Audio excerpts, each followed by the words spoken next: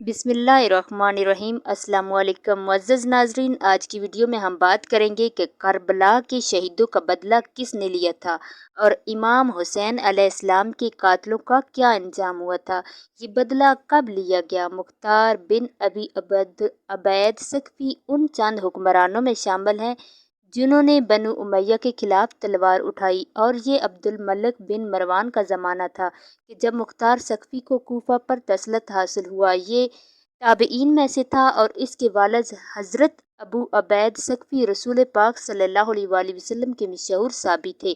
मुख्तार ने 66 हिजरी को हुकूमत वक्त के खिलाफ तलवार उठाई और ये कसम खाई कि अगर मैं किसी भी ऐसे शख्स को कत्ल ना करूं जो करबला के वाक़े में मलूस था तो मुझ पर खुदा की लानत हो। नाज़रीन गिरामी, तारीख़ी तबरी लिखते हैं कि अब्दुल्ला बिन क़यास जिसने मोहम्मद बिन उमैर बिन यासिर को कत्ल किया था, इसमें इमाम आली मकाम इमाम हुसैन अलैहिस्सलाम के कातल और इनमें से मुख्तार सक़फ़ी को चंद आदमियों के नाम बता दिए जिनमें अब्दुल्ला बिन असीद जानी, मालिक बिन नसीरुद्दीन और हमल बिन मालिक महारवी भी थे। ये सब उस ज़माने में कादसिया में रहते थे। मुख्तार सक़फ़ी ने अपने सरदारों में से एक सरदार मालिक बिन उमरा नहदी को उनकी गिरफ्तारी के लिए चंद सिपाहियों के हमरा भेजा।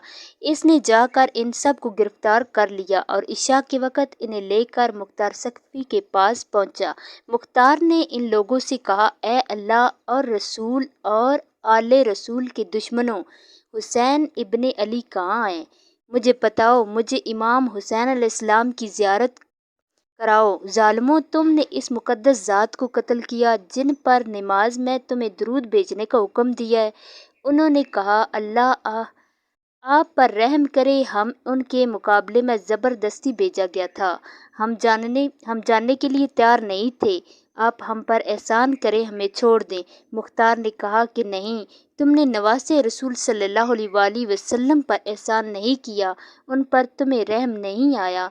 तुमने उन्हें और उनके बच्चों को प्यासा रखा, पानी नहीं पीने दिया और आज हम से एहसान तलब करते हो। फिर बद्दी से कहा कि तुमने ही हज़रत इमाम हुसैन अलैहिस्सलाम की टोपी उतारी थी। अब्दुल्ला बिन कामल ने कहा, जी हाँ, यही वो शख्स है जिसने उनकी टोपी उतारी थी। इसने हुक्म दिया कि दोनों हाथ और दोनों पाँव काट कर इसको छोड़ दिया जाए, ये इसी तरह तड़प तड़प के मर जाए। चनाचा इसके हुक्म पर अमल किया गया। बद्दी के हाथों और पैरों से खून का दहारा बहता रहा यहाँ तक कि वो मर गया। इसके बाद जहनमी और महारबी को कत्ल कर दिया गया। मुअज़्ज़ज़ नाज़रीन, हकीम एक ऐसा शख्स था जिसका नाम हकीम बिन तफ़ैल था, जिसने करबला में हज़रत अब्बास अलमदार के लिबास और असले पर कब्जा किया था और इमाम हुसैन अलैहिस्सलाम को माअज़ल्लाह तीर मारा था। मुख्तार सक़फ़ी ने अब्दुल्ला बिन उमर को इसकी गिरफ्तारी के लिए चंद सिपाहियों के हमरा भेजा। जब वो मुख्तार सक़फ़ी की तरफ पकड़ा इसे ला कर आ रहे थे तो हकीम के घर वाले अद्दी बिन हातम, जो कि हातम तलाई का बेटा था, इसके पास गए और कहने लगे कि तुम मुख्तार से सिफारिश करो कि हमारे भाई को छोड़ दे। अद्दी बिन हातम मुख्तार सक़फ़ी के पास पहुंचा और सिफारिश करने लगा।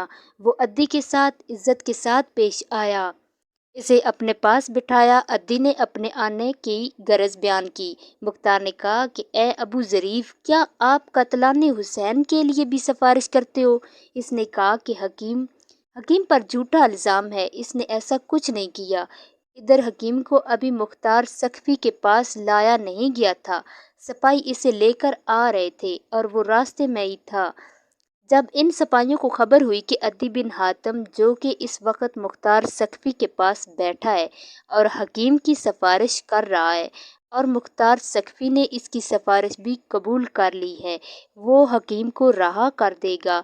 तो इन सिपाहियों ने रास्ते में ही इस कातिल को इंजाम तक पहुंचा दिया। उन्होंने इसे कमरे में बंद किया और कहा कि तूने ही हज़रत अब्बास इब्ने अली रज़ी अल्लाह ताला अन्हो के कपड़े उतारे थे, हम तेरी जिंदगी में तेरा लिबास उतारेंगे। इन लोगों ने इसे बिल्कुल नंगा कर दिया। फिर कहा, तूने حسین ابن علی کو تیر مارا تھا، ہم تجھے تیروں کا نشانہ بنائیں گے۔ یہ کہہ کر انہوں نے اسے تیروں سے مارا اور مار مار کر ہلاک کر دیا، اس نشانہ عبرت بنا دیا۔ ایک شخص جس کا نام زید بن رقاب تھا، جس نے حضرت عبداللہ بن مسلم بن عقیل کو تیر مارا تھا جو ان کی پیشانی میں لگا تھا، انہوں نے پیشانی کو بچانے کے لیے اس پر اپنا ہاتھ رکھ لیا، مگر تیر ایسا لگا کہ ہاتھ بھی پیشانی کے ساتھ درست ہو گیا تھا، اور جب کوشش کے باوجود ان کا ہاتھ پیشانی سے جدا نہ ہوا تو آپ نے بارگاہ الہی میں دعا کی، یا رب العالمین، ہمارے دشمنوں نے جیسا ہمیں ذلیل کیا تو بھی ان کو ایسا ہی ذلیل کر، اور جس طرح انہوں نے ہمیں قتل کیا تو بھی ان کو اسی طرح قتل کر۔ اور پھر آخر میں زید بن خطاب نے عبداللہ بن مسلم بن عقیل کے پیٹ میں ایک تیر مارا تھا جس سے وہ شہید ہو گئے تھے۔ ابن رقات کہا کرتے تھے کہ ان کے پیٹ کا تیر تو میں نے آسانی سے نکال لیا ہے، مگر جو تیر پیشانی میں لگا، کوشش کے باوجود وہ تیر نہ نکل سکا۔ مختار سقفی نے ابن کامل کو اس کی گرفتاری کے لیے روانہ کیا، مقامی سپاہیوں کے ساتھ پہنچ کر اس پر ٹوٹ پڑے، اور وہ بھی بہادر آدمی تھا، تلوار لے کر اس کا مقابلہ کیا۔ ابن کامل نے اپنے سپاہیوں سے کہا کہ اسے نیزے اور تیر سے ہلاک نہ کرو بلکہ تیر اور پتھر مارو۔ سپاہیوں نے اسے اس قدر تیر اور پتھر مارے کہ وہ گر گیا۔ ابن کامل نے کہا کہ دیکھو، اگر جان باقی ہے تو اسے باہر لے آؤ۔ دیکھا تو اس کی جان ابھی باقی تھی، اسے باہر نکالا گیا۔ ابن کامل نے آگ منگوا کر اسے زندہ جلا دیا۔ ناظرین گرامی، عبید اللہ ابن زیاد وہ نام نہاد انسان تھا جو یزید کی طرف سے کوفہ کا گورنر مقرر کیا گیا تھا۔ اسی بدبخت کے حکم پر امام عالی مقام امام حسین علیہ السلام اور آپ کے اہل بیت کو تمام ایذائیں پہنچائی گئی۔ یہیں ابن زیاد موصل میں 30,000 فوج کے ساتھ اترا اور مختار سقفی نے اس کا مقابلہ کیا۔